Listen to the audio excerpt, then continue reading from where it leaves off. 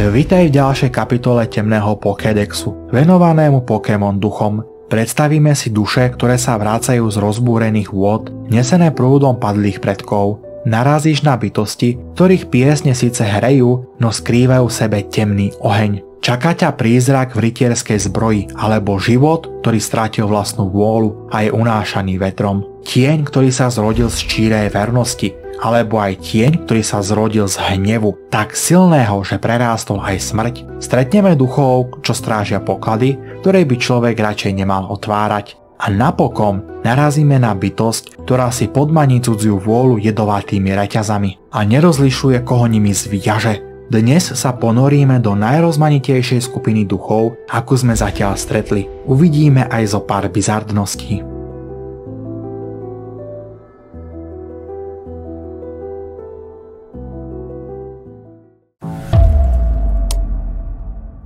Basculegion je duchová evolúcia rybieho Pokémona Basculin s ostrými zubiskami. Je známy vďaka svojim mohutným výskokom nad hladinu vody. Jeho telo obklopujú duše malých Basculinov, ktoré zahynuli pri plavbe proti prúdu. Tento zluk duší mu poskytuje nevyčerpateľnú silu a presnosť pri plávaní divokými prúdmi. Pri pocite nebezpečenstva sa stáva agresívnym a útočí spolu s duchmi, ktorí ho sprevádzajú. Spolu dokážu vytvárať naozaj desivé ilúzie. Skeledrž je finálna evolúcia ohnivého Pokémona Fuecoco, ktorý sa následne vyvinie na Krokalora. Krokalor pri sebe nosí ohnivú gulu, ktorá slúži ako zdroj jeho plameňa. Keď táto gula nadobudne dušu, transformuje sa na samostatnú bytosť a Krokalor sa vyvinie na Skeledrž. Táto ohnivá bytosť má podobu vtáčika a často sedí Skeledržovi na hlave, žartuje s ním alebo mu čistí zuby. Spojenie Skeledrža s týmto ohnivým duchom mu zároveň dodáva typ Ghost. Spev Skeledrža dokáže upokojiť duše tých, ktorí ho počujú, ale nepriateľom spôsobuje stratu vôle bojovať. Humanoidný Pokémon Celulerž pripomína dušu rytiera v brnení. Namiesto rúk používa meče zložené z ohňa a temnej duchovnej energie, vytvorené zo zvyškov lútosti padlých. Celulerž je nemilosrdný a preferuje boj zblízka. Často využíva prekvapenie a svoju rýchlosť, aby zasadil údery do slepých miest protivníkovej obrany. Jeho rany spôsobujú únik životnej energie, ktorú jeho meče následne absorbujú. Bramblin pripomína trnistú gulu suchých vetviev. Podľa legendy vzniká Bramblin vtedy, keď sa stratená duša, ktorá nedokáže nájsť pokoj, zachytí do suchej trávy a splynie s ňou. Od tejto chvíle je tento Pokémon odsúdený blúdiť po svete, hnaný vetrom bez vlastnej vôle. Nikto nevie, kam ho vietor zanesie, neznáša vodu a zdržiava sa v suchých skalnatých oblastiach, kde sa kotúľa ako duch stepí.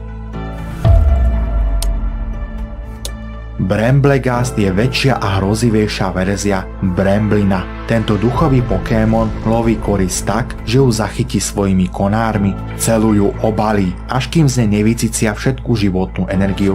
Po tomto hroznom čine sa ďalej necháva unášať vetrom prieč vypriahnutými púšťami a skalnatými oblastiami, kde sa cíti ako doma. Hovorí sa, že počas silných púštnych výchric vznikajú obrovské zhluky Bramblegastov, ktoré sa valia krajinou a dokážu pochovať celé dediny pod záplavou trnitých tiel. Greavard zvyčajne spočíva pod zemou, pričom na povrch trčí iba jeho sviečka so svetielkom. Keď sa niekto priblíži, vyskočí zo zeme s prenikavým strašidelným štekotom. Hoci nie zo zlomyselnosti, ale skôr zo snahy upútať pozornosť. Tento Pokémon je totiž veľmi priateľský a túži po spoločnosti. Ak mu niekto venuje čo len chvíľku pozornosti, okamžite sa k nemu pripúta a začne ho následovať. Ale pozor, príliš dlhé hranie sa s Greavardom môže byť nebezpečné. Neúmyselne totiž vysáva životnú energiu svojho spoločníka. Nie je to z nenávisti, ale zo samotnej povahy ducha, ktorý si len želá byť niekým milovaný. Podľa legend vzniká Greavard z duší psíkov, ktorí si počas života nikdy nenašli ľudského spoločníka a zomreli osamotení v divočine. Tieto osamelé duše sa vracajú v podobe svietiacich psíkov, ktorí blúdia chladnými horskými oblastiami a hľadajú priateľa. Houndstone je kostlivý duší Pokémon, ktorý vzniká z duše psíka, po ktorom niekto úprimne smúti. Na hlave si nesie výrazný kamenný výrastok, ktorý pripomína náhrobok a ten si starostlivo chráni pred dotykom. Houndstone väčšinu času trávi pod zemou, zvyčajne na cintorínoch, kde z povrchu vyčníva len jeho v úvodzovkách náhrobný kameň. Napriek svojmu hrozivému vzhľadu je známy ako najvernejší zo všetkých psích Pokémonov. Verne chráni hroby a prítomné duše tých, ktorých si pamätá zo svojho života.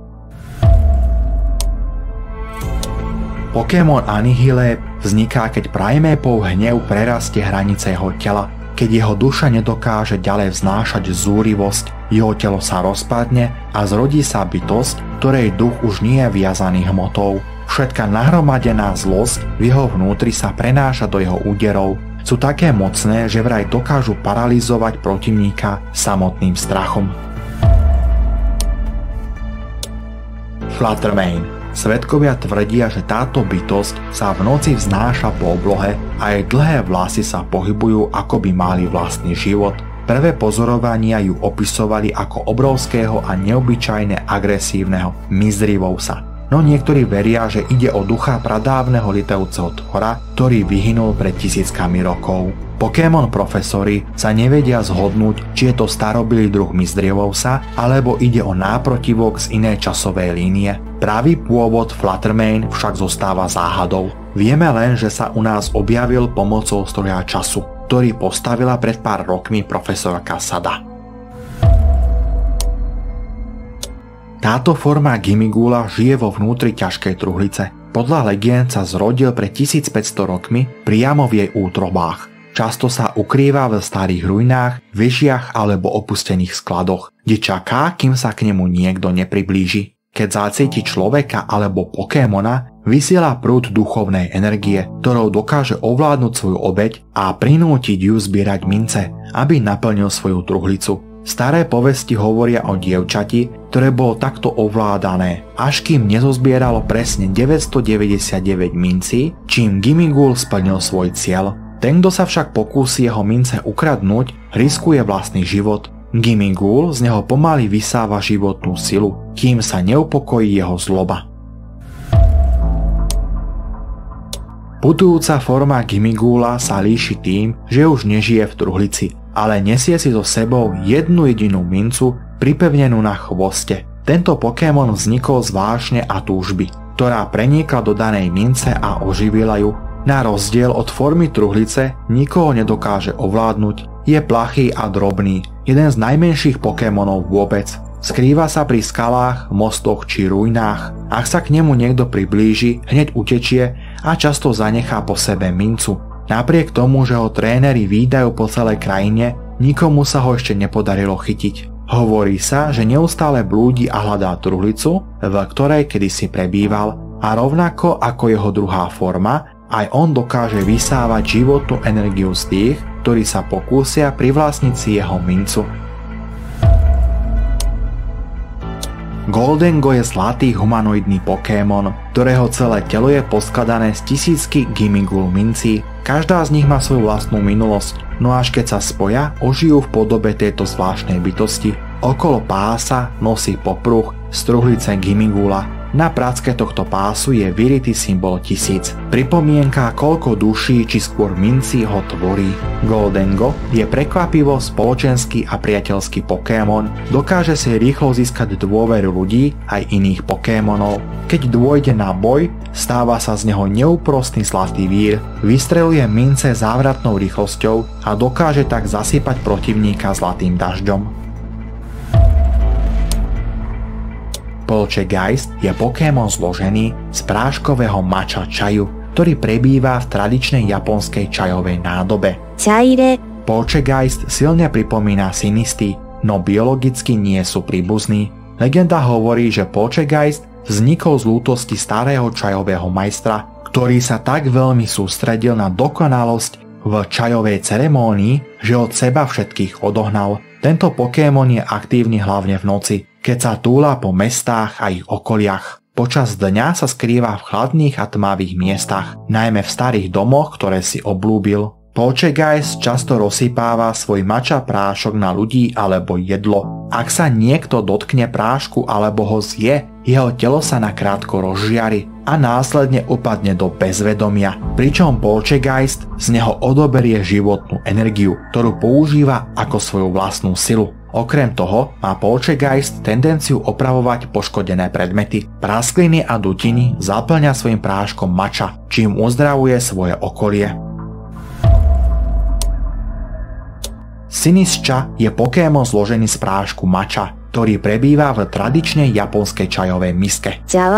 Hoci Sinischa vyzerá podobne ako Poltergeist, biologicky nie sú príbuzní. Sinischa sa zvyčajne zdržiava na chladných a tmavých miestach, napríklad na zadnej strane políc alebo pod podlahou domov. V minulosti sa snažil oklamať ľudí, aby vypili jeho čaj a tým mu poskytli ich životnú energiu. Tento trik sa však stal menej účinným, keďže čajová miska sa prestala bežne používať. V súčasnosti Sinischa putuje po mestách a predmestiach. Je aktívna hlavne po západe slnka. Napadne všetko, čo sa k nemu priblíži. Snaží sa ukradnúť životnú energiu pomocou schopnosti pohlcujúceho čaju.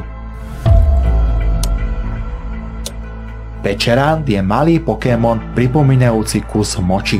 Má dve formy. Tá prvá pripomína obrátený broskinový plot. Druhú formu nadobúda, keď sa otvorí a odhalí menšie vnútorné telo, pripomínajúce kôstku broskyne. Pečarant skladuje jed vo svojej broskyňovej šupine a využíva ho na tvorbu toxických reťazí. Svojimi reťazami dokáže posilňovať iné Pokémony tým, že využijú jeho toxíny na zlepšenie určitých schopností, napríklad svalov, mozgu alebo vzhľadu, ako je to vidieť u týchto Pokémonov Okidogi, Munkidori a Fezandipiti. Pečarant podáva svoje moči iným Pokémonom a ľuďom, no v prípade potreby ho dokáže vystreliť priamo do úst. Moči odhalí najhlbšie túžby a schopnosti toho skonzumuje a tak sa stáva podriadeným vôli Pečaranta. V niektorých prípadoch sa jedinec, ktorý ho zje, úplne dostane pod jeho kontrolu. Keďže je Pečarant malý a bojazlivý, spolieha sa na iných, aby za neho bojovali. Pečarant sa dokáže stiahnuť do svojej škrupiny a zotrvávať v ultime aj celé roky.